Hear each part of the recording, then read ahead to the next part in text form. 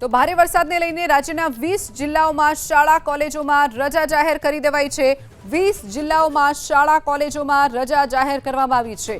ભારેથી અતિભારે વરસાદ રાજ્યભરમાં નોંધાઈ શકે છે, તેને જોતા આ મહત્વનો નિર્ણય કરાયો છે। વિદ્યાર્થીઓને લઈ અને આ મહત્વનો નિર્ણય કરાયો છે।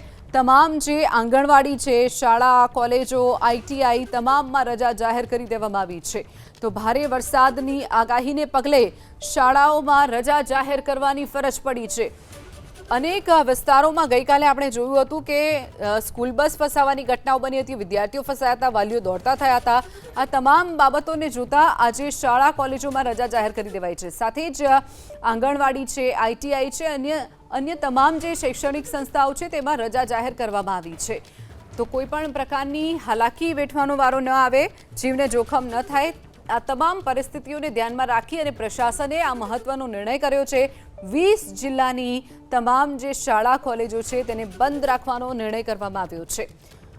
તો સરકાર તરફથી આ મહત્વનો નિર્ણય કરવામાં આવ્યો છે। પ્રશાસન પણ સતત એલર્ટ અને ખડેપગે છે।